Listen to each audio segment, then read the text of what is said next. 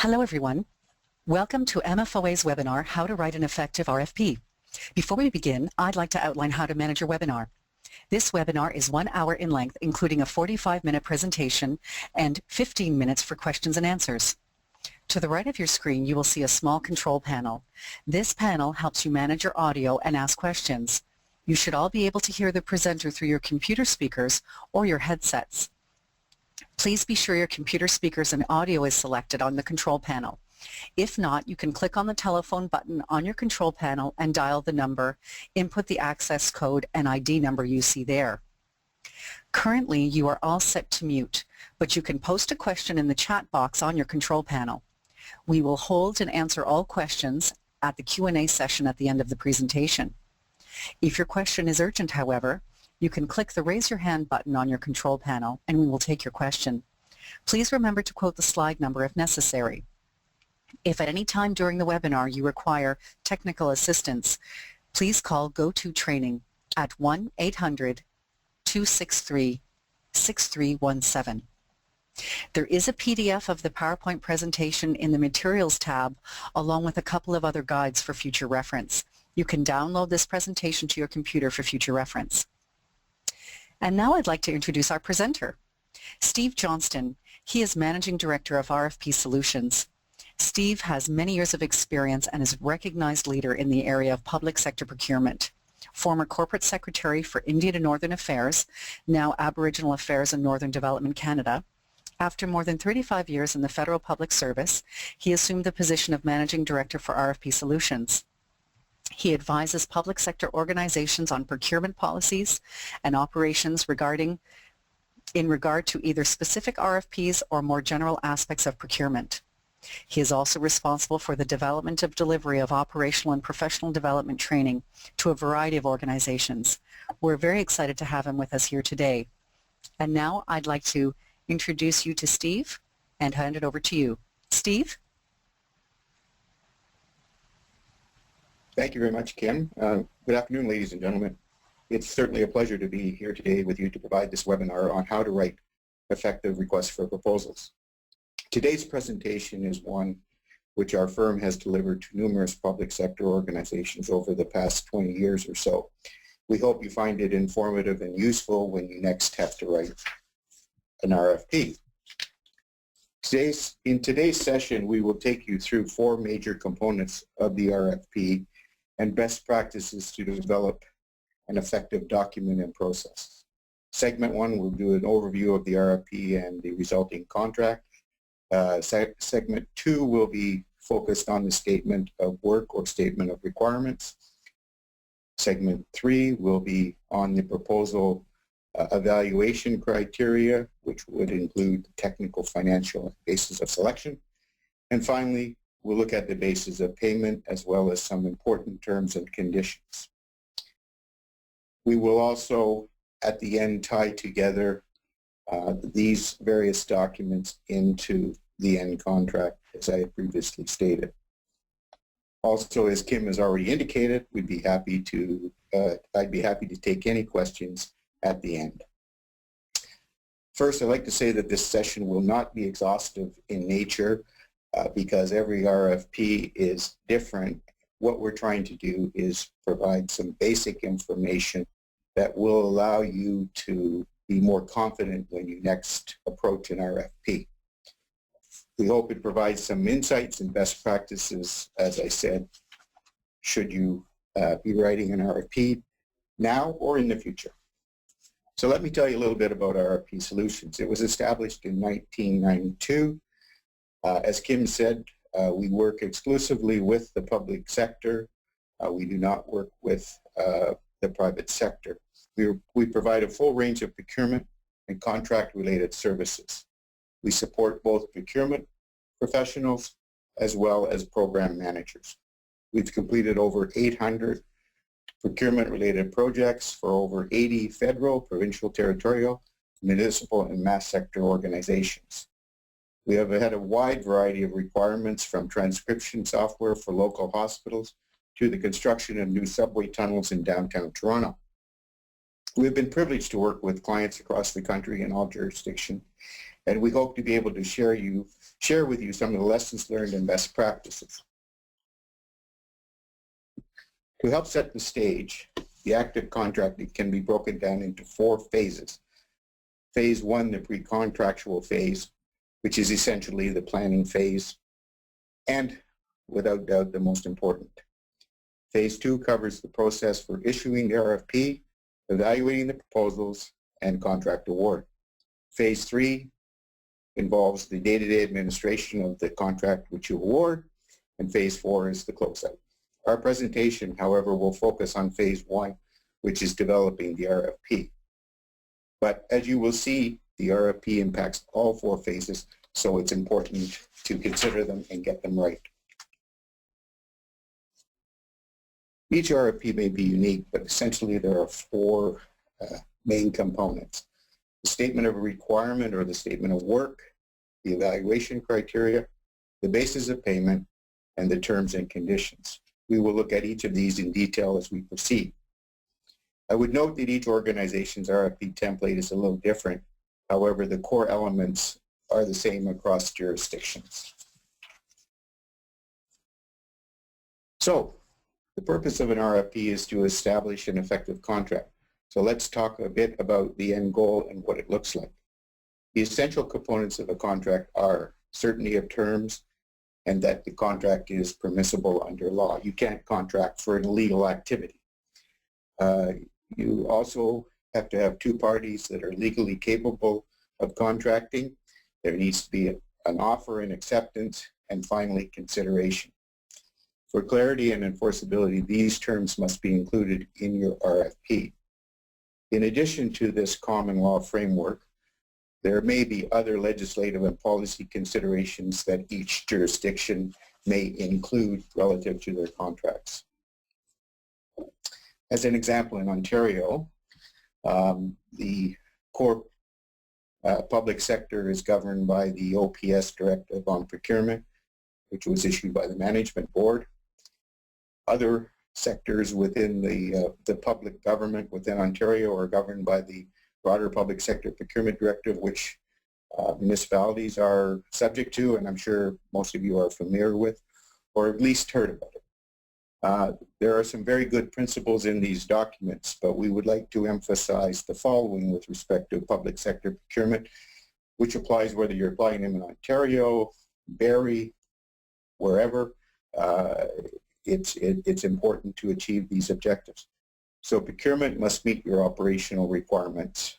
In other words, you're looking for a cost-effective solution to your requirements.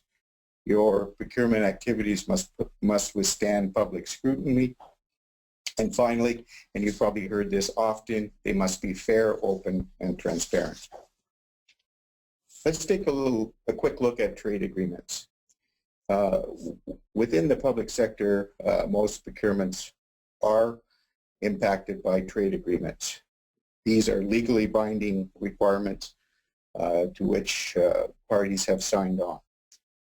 While there are many agreements, there are 2 that impact significantly on your situation within municipalities. The first is the Agreement on Internal Trade, and the second is the Ontario-Quebec Trade Cooperation Agreement. While you may think that these agreements don't significantly impact on your procurement, what they've provided to us is a set of processes or best practices which have been adopted universally across the public sector. And these include requirements that are generic and non-discriminatory in language.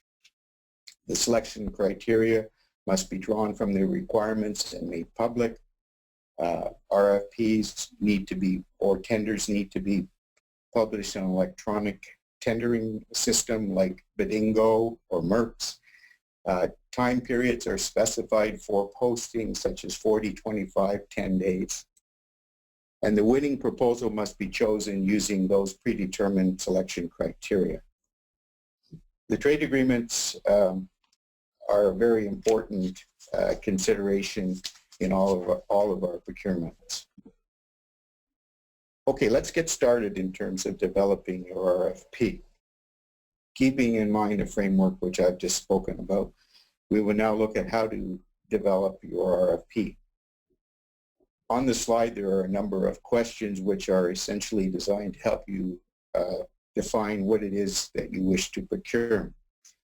So the advice that I basically provide to folks is ask the 5 W's: when, where, why, who, and to some extent the how. We'll come back to the how later. This slide provides some additional questions to be considered when developing your RFP.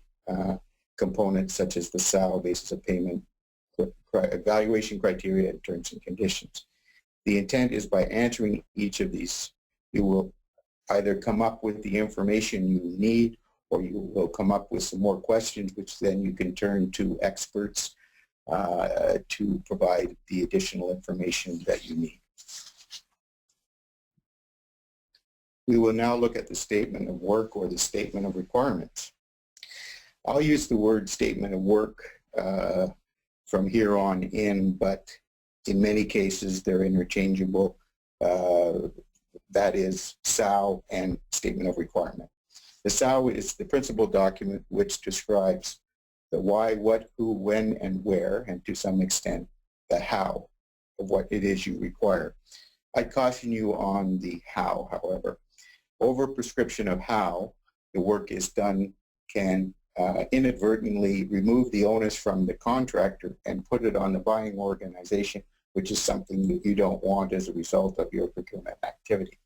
It can also increase the risk of creating an employer-employer relationship, which can have financial and tax implications for organizations. At this point, I'd like to draw your attention to handout number 1, which you have access to. It's RFP's SOW Writing Guide. The guide identifies the essential messages to be conveyed in a SOW and the resulting contract. The guide is based on our work and best practices across the public sector. The guide contains the basics for developing a SOW. I would note here, as I did at the outset, that each organization typically has an RFP template, and so the organization of the material may change from jurisdiction to jurisdiction. So where does the SOW fit in? The SOW has an impact at 2 stages in your process. At the RFP stage, it describes 2 prospective proponents, what it is you want and what you expect them to do. At the contract stage, it is often incorporated into the contract, which then becomes a legally binding document setting out the expectations of the service requirements or the goods to be delivered. It also informs the basis of payment. The SOW should not be substantively changed from the version which was published, although in some cases there may be negotiations following the closing of the RFP and prior to the award of the contract, which may result in some minor additions or deletions to the contract, but I would caution these should be very minor in nature, as there could be a challenge to your procurement if there's a holus bolus change of the requirements. People may say, well, that's not what you competed, so that's not fair. So a caution there. There are basically 3 types of statements of work. There's a performance base, which sets out the results that are required, and they're ideal for service contracts. There are detailed and design type SOWs, which are used very much in construction services or in the development of custom IT services. And finally, there's a time-based approach where it essentially involves labor, such as filing, and you pay the contractor on a time-based as opposed to a unit-based or some other formula to provide reimbursement.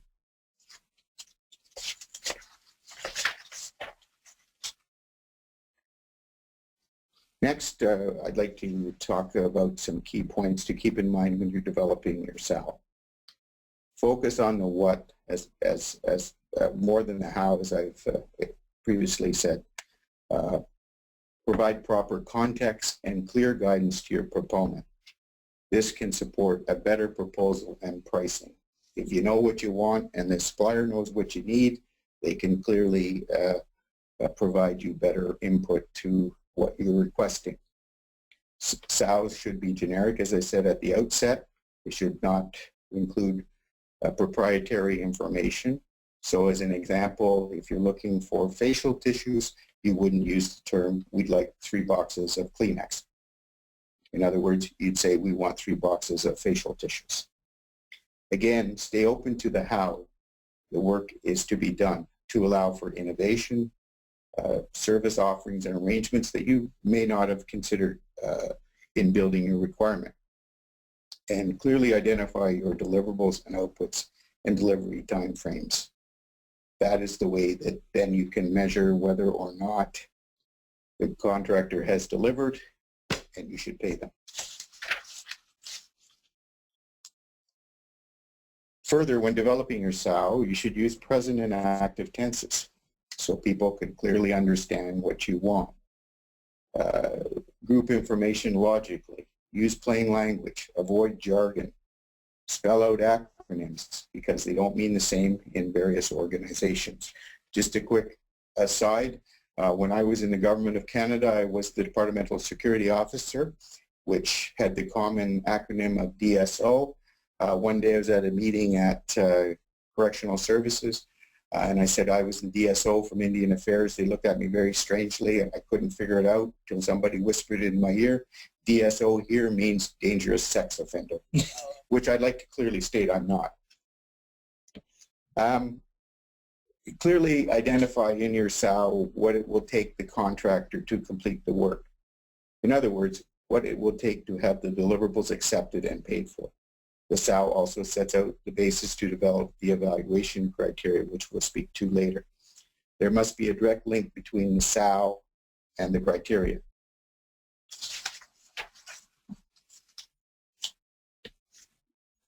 I'm just going to speak briefly as to why people find writing statements of work difficult. It's certainly not anything to be ashamed of because most of us in our entire career will maybe write 1 or 2 SOWs for a major procurement, so it's really not part of our day-to-day job. So people tend to approach it with a little bit of hesitancy, but it's really not all that difficult if you follow some basic principles. One of the things I tell people is don't reinvent the wheel. If you look across the public sector in Canada, they bought just about everything. So take advantage of your colleagues' previous experience buying X, Y, or Z, because then you can build from a foundation and you're really not starting from square one. It's important when you're writing this out to see it through the eyes of the prospective suppliers. And this really speaks to understanding the marketplace and being able to clearly define what it is you're looking for. Try and think in advance what the suppliers want to know and answer those questions in your RFP.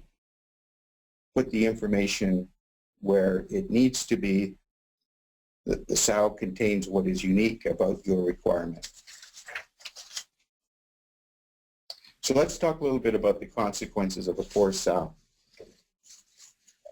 At the RFP stage, the SOW can cause confusion. Proponents may ask many questions which can cause undue delays in the process. Some suppliers will not propose, and potentially very qualified proponents will be lost in the confusion. A poor SOW can reflect poorly on the reputation of the buying organization. And also with a poor SOW, the development of solid evaluation criteria can be very difficult.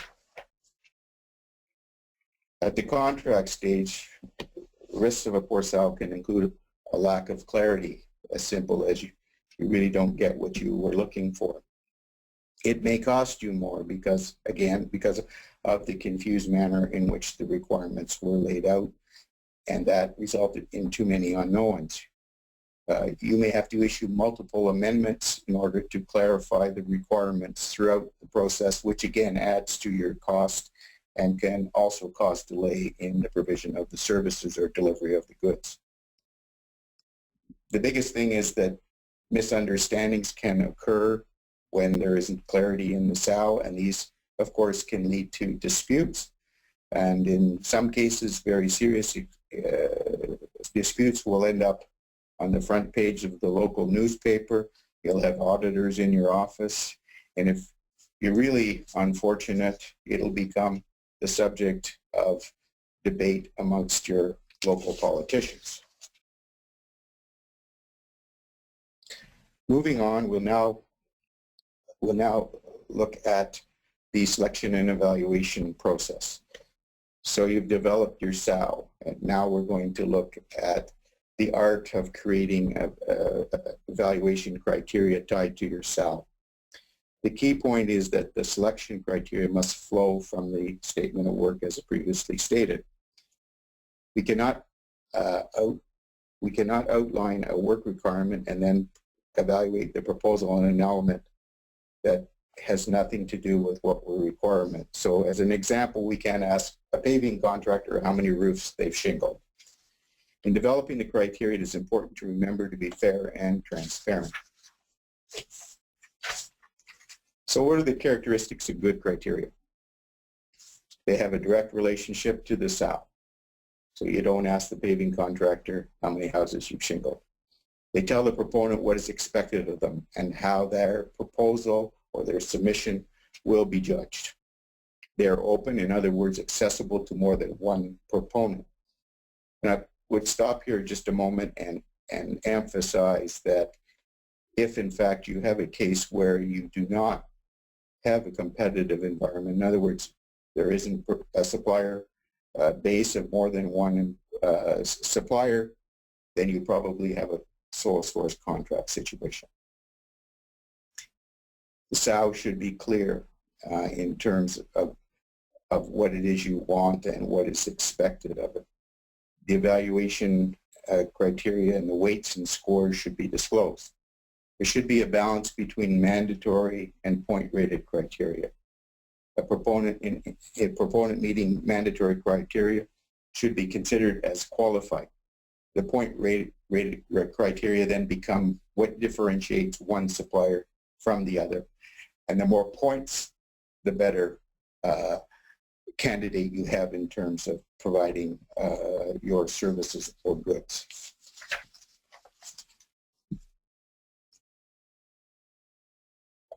So, as I said, the criteria should be clear and indicate how the winner will be selected. They should be based on your knowledge of the marketplace or research. Use the term must when associated with mandatory criteria and should associate it with point-rated criteria. Again, simple, straightforward language is best.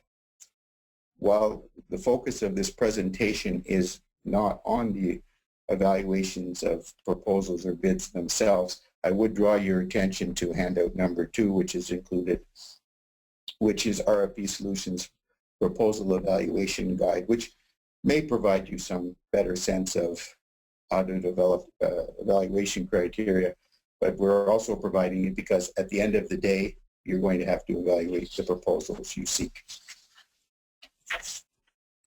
So let's look at evaluation criteria. There are essentially two types, the technical and the financial. The technical criteria measures the capability qualifications of supplier or a proponent. And then the financial criteria measures how much is it going to cost to get the service or goods you're looking for. And together they form the basis to select the winner who presents the best value to the buyer. Technical criteria can be further divided into mandatory and point-rated, as I have previously mentioned. So the mandatory criteria are the must. They must be able to do this. So as an example, if you're looking at a firm and from a corporate perspective, you want broad and lengthy experience, you may say must have provided this type of service for the past 10 years. So they must have that. If they have 9.5 years, they're out of luck.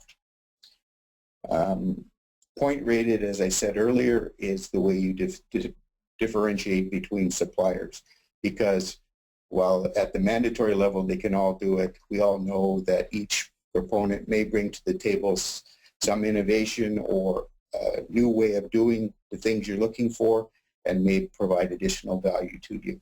So you want to be able to assess that.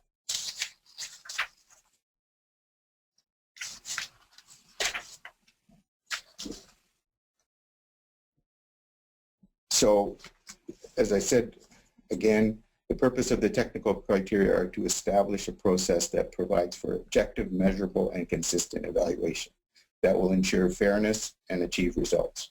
We advocate the test of evidence approach, which comes into play when you evaluate. What this simply means is you can only judge what's in the proposal, and you can't use prior knowledge of a supplier.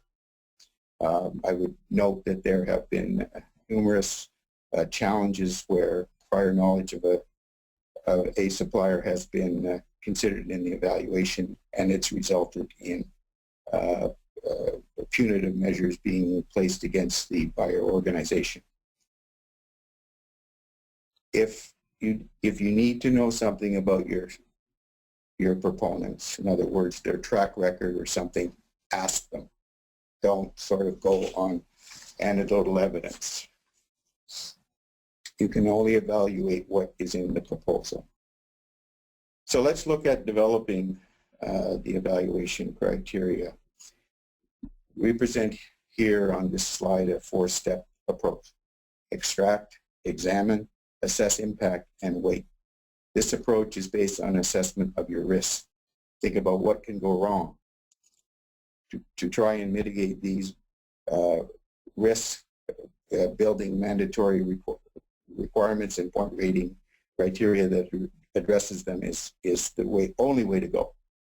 So for example, you're purchasing playground equipment that you plan to use for 20 years. Therefore, the lifespan of that equipment is extremely important and may be a criterion to consider in the purchase. So taking our example further, you've established a requirement for the useful life cycle of the playground equipment for 20 years. We should then examine this criteria keeping in mind the market.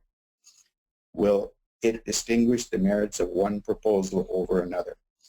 Will all proponents meeting this in varying degrees, or will there only be one? If it's only one, then you should toss it because it could look like a wired RFP. Again, remember, you want to keep access available to all proponents. However, if it helps you pick a winner, keep it.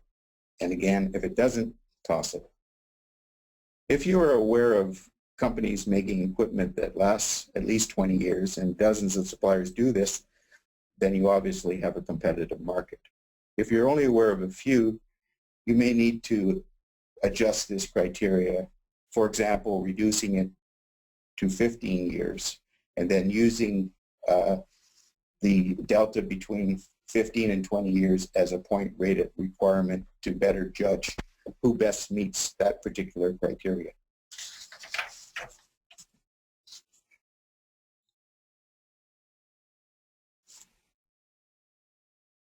So at the end of the day, what you need to do is examine from a risk perspective whether or not your criteria will be a differentiator in terms of selecting the best value, and if it's not, then our suggestion would be that you discard it and look at other factors that are important to you in terms of developing and assessing the quality of your suppliers.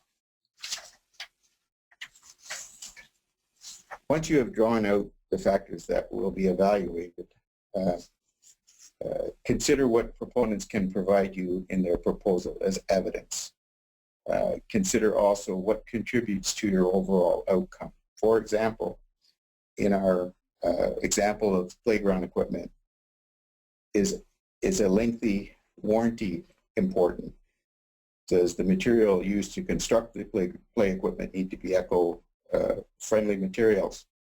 Are there limited repairs or repair service histories on this type of equipment? And what about safety? All things that you should consider in terms of finalizing your criteria. Once you've established your criteria, then we weight those criteria relative to one another. So you, as I said, you would then rank your criteria in the order of importance to you.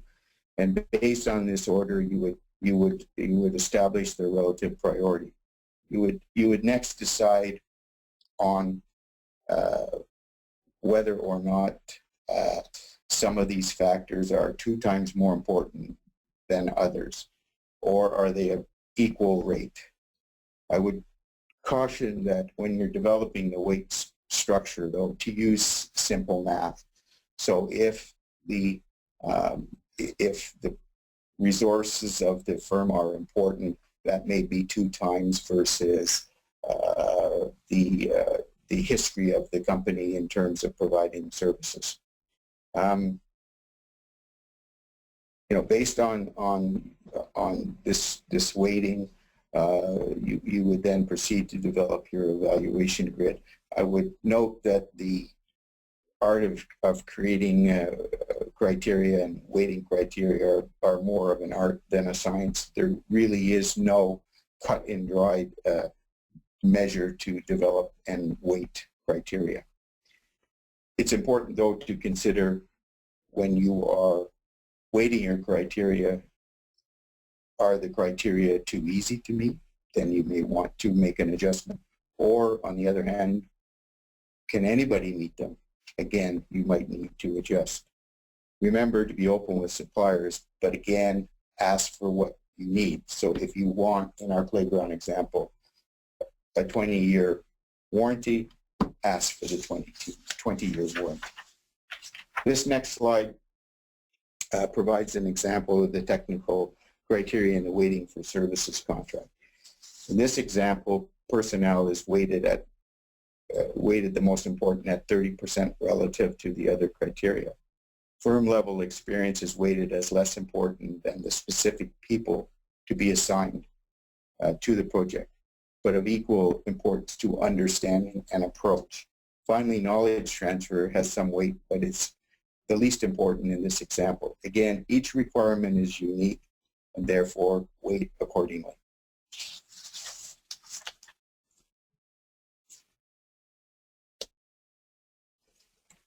Potential proponents evaluate RFPs before they decide to respond. They do this very quickly. They ask, do the criteria seem to be wired? That is, are they very specific? And is the bar too high for the requirements of the SOW? How much effort is involved in responding? Consider how large your requirement is and how many criteria you use. Don't ask a proponent to spend a month preparing a proposal for a 10-day job. They also ask, how will I be evaluated? What do I need to put in my proposal? Unclear criteria or overspecification can lead to quality suppliers taking a pass. Too much work, it's too much bother, we're moving on. And also remember that you have to evaluate all the proposals using all the criteria you publish, so seek balance.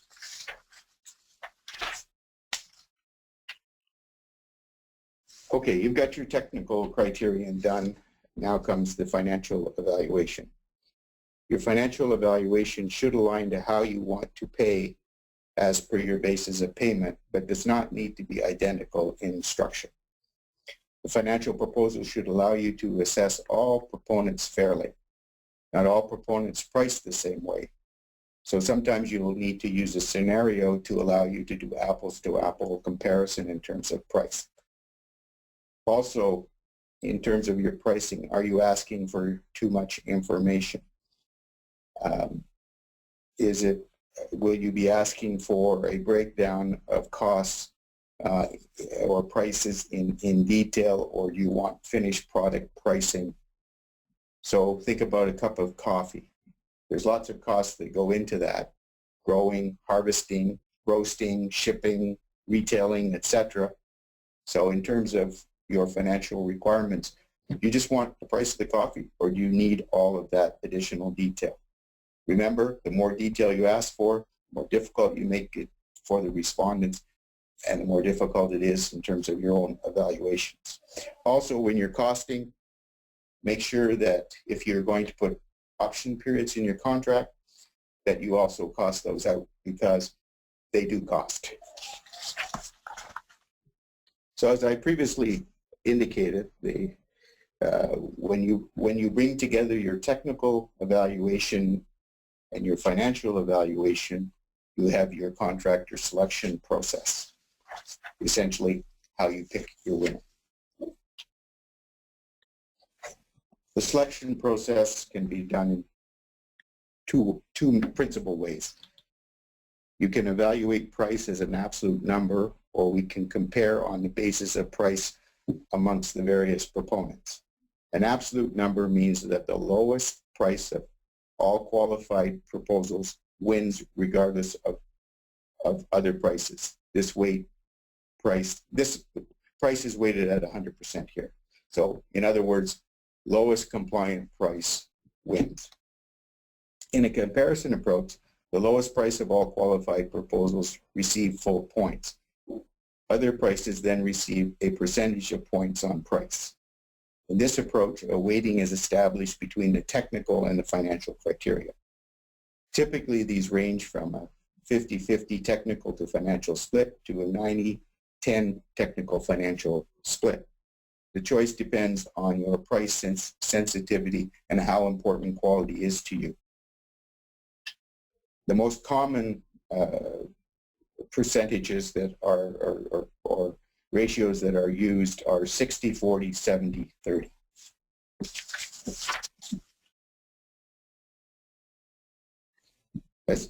As we've indicated throughout the presentation, your selection criteria, your SOW, your evaluation criteria all need to be developed in advance and articulated in your RFP at the outset of the process.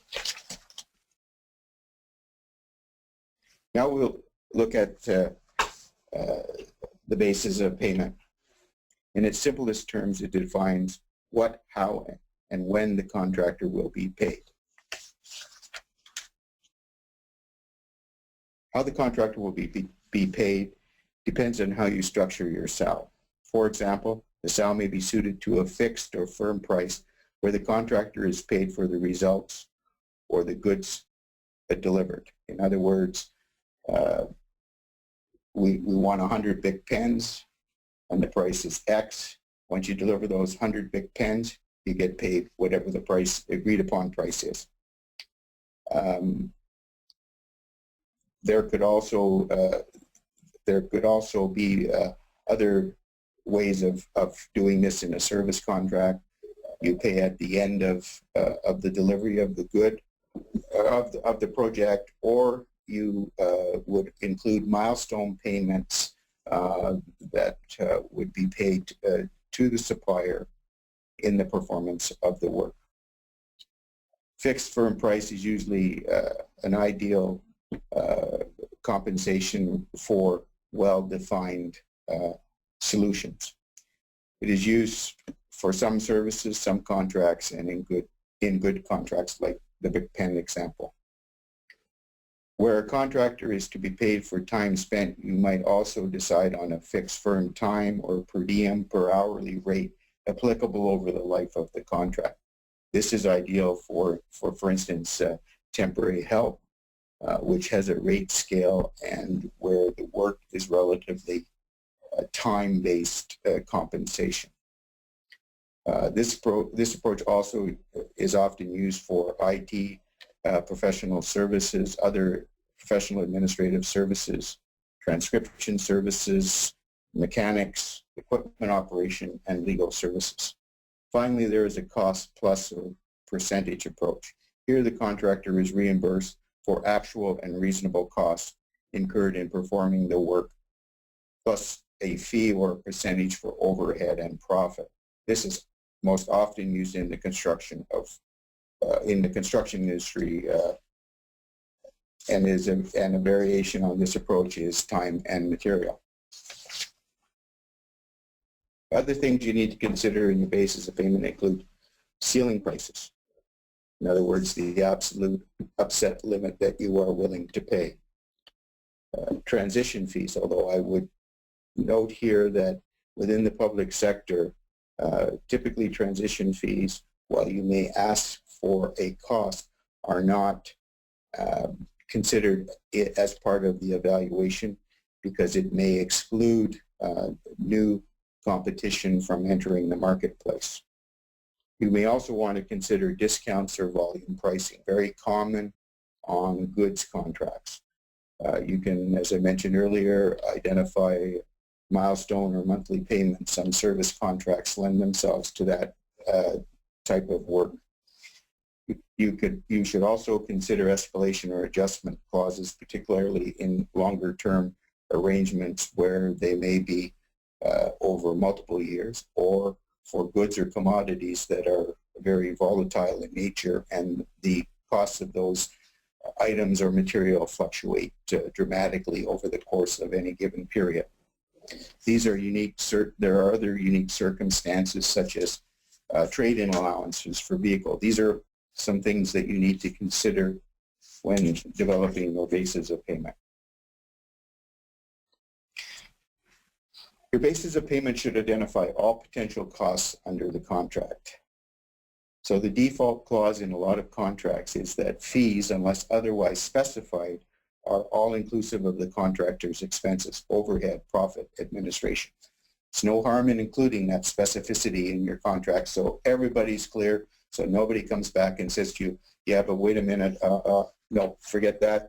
We said your fees were all inclusive and this is what we're paying you. So again, they avoid those surprises. And as I said, it's very clear what you'll pay for and what you won't pay for.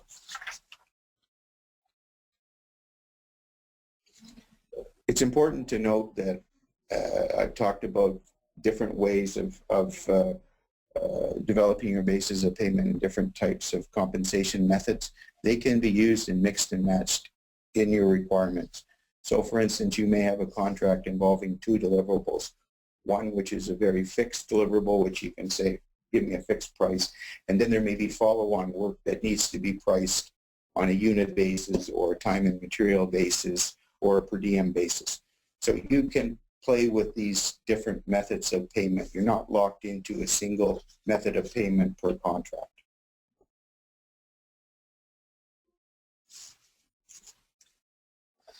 So related to the method of payment, related to the basis of payment is the method of payment to the contractor. Think about what type of information or evidence you might need beyond the deliverables to support payment. A written claim, a timesheet, a progress report, performance metrics. Payments are based on time or deliverable and other parameters defined in the SOW and the basis of payment. For milestone or progress payments, think about what you are going to need as proof. Some contracts may be front-end loaded to support cash flow. Others may only be paid at the final delivery and acceptance of the product.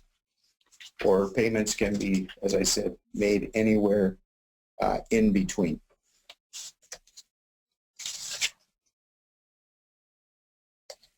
This slide speaks to holdbacks. They're typically used as a risk mitigation measure to ensure that the work gets paid, that the work gets completed should, for whatever reason, the proponent or the vendor default.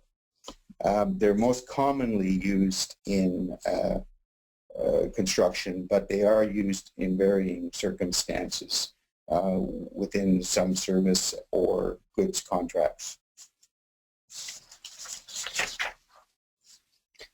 Let's look at the terms and conditions. The terms and conditions are very important in your RFP and contract because they really set out what the resulting contract will look like, and they address things such as insurance requirements, security, storage and handling of data, information disclosure, etc. These requirements should be addressed in your contract form or terms and conditions. Where does it all fit? As we've seen, there is a direct relationship between the parts of the RFP and the resulting contract. The SOW defines your requirements and what outcome you're looking for. The criteria in the selection process defines how you pick your contractor. The basis of payment identifies what and how you'll pay them. And the terms and conditions are used to protect both the buyer and seller and provide legal certainty around the resulting contract. Ideally, you should be able to take the staple out of your RFP and include your SOW, basis of payment, and terms and conditions along with the contractor's proposal to form the basis of your contract. So you probably heard a lot of information today. We did cover a lot of ground, but it was our intent to highlight what's important and what to consider in developing an effective RFP. We talked about the importance of planning, the importance of your SOW in achieving your objectives, the importance of creating appropriate bid evaluation as a means of basis of selection. And finally, we've talked about the basis of payment, terms and conditions, and how the RFP and proposal turn into the resulting contract. I hope that you found this information, the information provided in the session has been helpful. In closing, on behalf of myself and RFP Solutions, I want to thank Kim and the Municipal Finance Officers Association for extending us the opportunity to talk to you today. Thank you all for taking your time to attend this webinar. Before I hand it back to Kim, I'd just like to remind you of the two guides available within the course on this statement of work and the evaluation process. We also have provided Kim with some sample RFPs that we consider good examples of good RFPs. At this stage, I'd like to pass the microphone back to Kim to invite you to ask any questions you may have. Kim? Thank you, Steve, very much. Thank you for that informative session. And yes, I will be sending those samples out to the delegates after this webinar is broadcast immediately for them to have for future reference. We really do appreciate that. I just wanted to open the Q&A session now and invite anyone to type questions into the chat box so that we may ask Steve while he's here. We're very lucky to have someone with such experience that can probably address a lot of the questions you have. While we're waiting for some of those questions to come through, Steve, could I ask you, what do you think are some common pitfalls and areas to think about when completing an RFP that you've seen in your experience with clients? From my own experience, and I think the experience of my colleagues here, I think the most significant pitfalls are lack of clarity in the description of your requirement, bias in the criteria that do not allow for a fair and open competition, and very unclear evaluation criteria that kind of result in a muddled result that is potentially open to challenge. So my suggestion is, always be clear with respect to your requirements, how you're going to evaluate proponents. In other words, say what you mean and mean what you say, or walk the talk.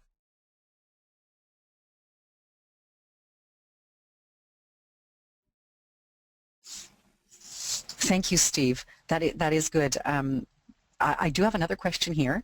Do you recommend that an RFP be used for the purchase of equipment such as a snowplow? Well, yes. In fact, we have a municipal client, and we have been involved in the procurement of heavy equipment. I don't believe we've been involved in the actual purchasing of the truck, but we've been involved in the purchasing of the plowing implements, if you will. So yes, and we have also been involved with municipalities in terms of buying fire trucks and other special equipment.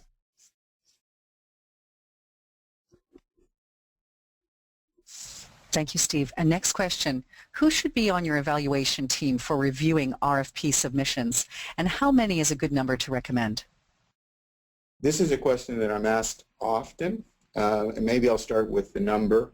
You typically see 3. However, that is just a guide. I've worked with committees that have 5 or 6 people, and I've also worked with multiple committees on very large requirements. So it really kind of depends on you know, the particular requirement. But typically we see 3. Some organizations, in addition to the 3 evaluating committee, will bring what I call technical experts or advisors, which is quite permissible. They're just not voting members or decision makers with respect to the evaluation, but they provide technical insights to the committee to facilitate their evaluation. In terms of the who, you know, sometimes we think the most senior person should actually be evaluating the goods or services that are being bought. And from my own experience, what I strive to see is that the committee is structured with people who have the best knowledge of the requirement, be it for goods or services, so that they can bring that expertise to bear on the evaluation. And I guess the other thing I would say about the evaluation committee is that it does have a time burden to it. It's not necessarily an unpleasant time burden, but it does take time. So I think, you know, to sort of summarize, you know, 3 people. You can have technical advisors if they're not comfortable on the technical side of things, and people who bring knowledge to the requirement and have the time to spend to evaluate the various proposals properly.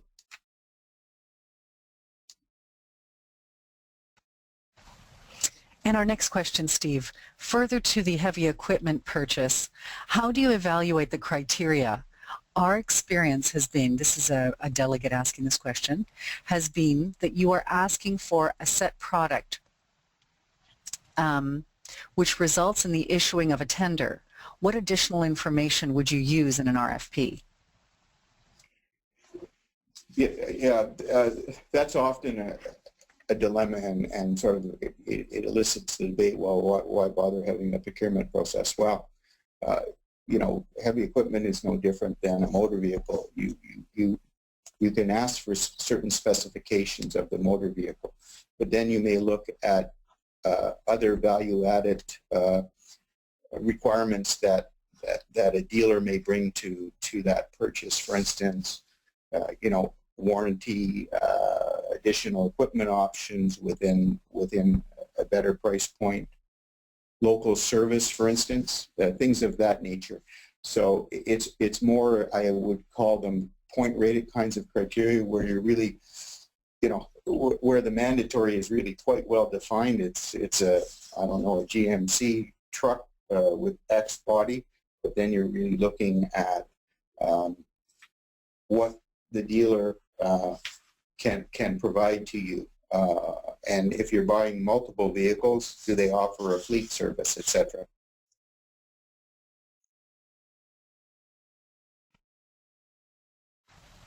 Thank you, Steve. We'll just wait another few minutes in case people have another question or two to ask. Is there anything, are there any I know you've given us some common pitfalls and some tips on handling those. Are there any highlights you'd like people to take away with today that they should be thinking about the next time they put it in a request for proposal? Well, I guess in some respects, in speaking to the pitfalls, I mean, that, you know, the real takeaways here are that your requirements and your criteria are unbiased. They really truly are open to competition. That you're not over prescriptive in your requirements, which hamstrings both the buyer and the proponent from providing best value. If you insist on a report every 15 minutes from the service provider, that's going to cost you. So you need to keep your expectations realistic, and that speaks to the issue of contract management. One of the things that I recommend to people when they're developing,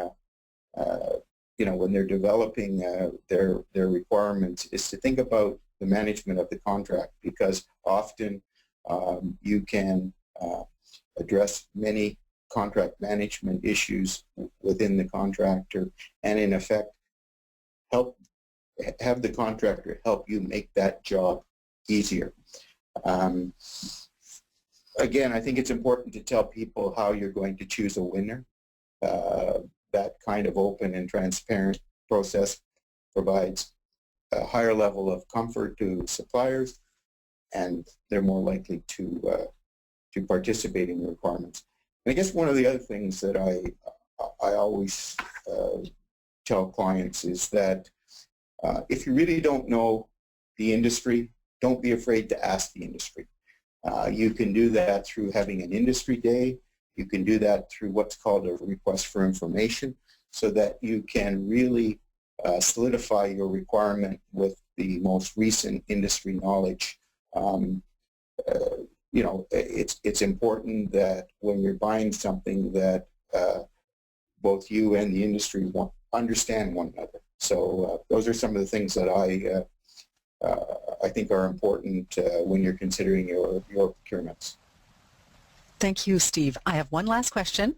Okay. Could the delegate asks, could you please review the evaluation chart and how the price component relates to the chart? Okay. Let me just find the chart here.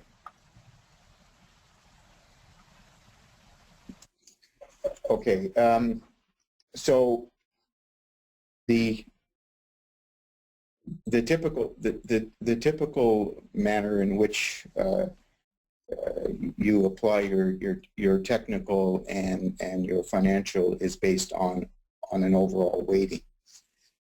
So in the case where we speak about a 60-40 ratio, the technical points are prorated out of 60, and then you apply the financials, which are prorated out of 40%, and they combine together to give you your 100%.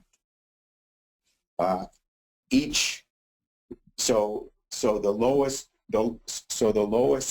price, and I should mention that you don't go to the financial unless you meet the technical requirements, and in some cases organizations have pass marks for the technical criteria. So for instance, if you have 3 proponents who move through to the financial evaluation, proponent 1 has the best price. So proponent 1 would get, in the 60-40 case, would get 40 marks. Proponent 2 might get 38 points because it's a percentage of the best rate, and so on and so forth. On this example on page 31, the technical portion of this evaluation is worth 80 points, and pricing would be worth 20 points. Thank you, Steve. So I suppose if people have further questions on something like that, they could perhaps be in touch or certainly go through us if they'd like. Yeah, because I think it would be easier to have an offline discussion to kind of based on their requirements and things. Both their requirements, and so they can contact us at info@rfpsolutions.ca. Wonderful. Thank you very much for joining us today, Steve. Your experience has been fantastic. We appreciate so much the resources as well for future reference for our members here today. And I want to thank our members for joining us and for asking such insightful questions. It's so nice for the group to get further information on the topic. Well, thank you very much and good afternoon.